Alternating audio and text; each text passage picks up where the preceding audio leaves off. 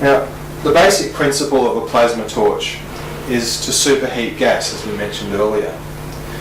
Now, the initial starting procedure of a plasma cutter, particularly a high definition plasma cutter, is to initiate a high frequency charge in the electrode. Now, the electrode is negative when compared to a piece of material, the steel or other metal that we're cutting.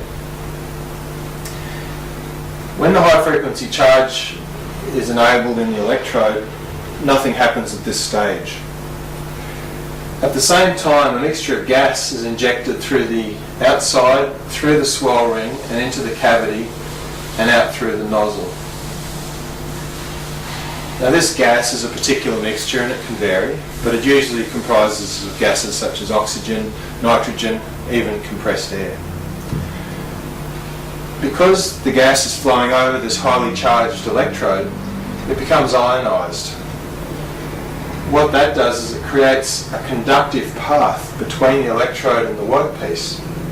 This allows the arc to actually jump through the air like a bolt of lightning. Now, of course, the plasma cutter can read how much current's flowing, and it recognises that an arc has been transferred through to the job. Well, how does it react? The plasma cutter control unit will change the gas mixture, and at the very same time it'll engage the cutting current. Now, this is much higher in power than the starting charge. It's much higher in current, but actually lower in voltage. This creates a large DC current that flows through the gap between the electrode and the workpiece. Now, because the gas is flowing through the same orifice as this high current charge, it actually melts. It becomes so hot that the gas is no longer a gas, but it's a plasma. And this plasma is in fact what does the cutting as it streams through the material.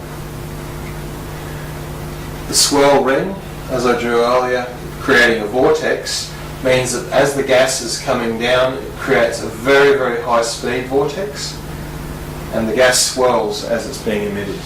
Now, this can do several things, but the main purpose is that it gives some control over the gas, so that it's not just simply spraying out, but it's confined into this column. Another reason that it's swirling is because gas flows much easier when it's in a vortex.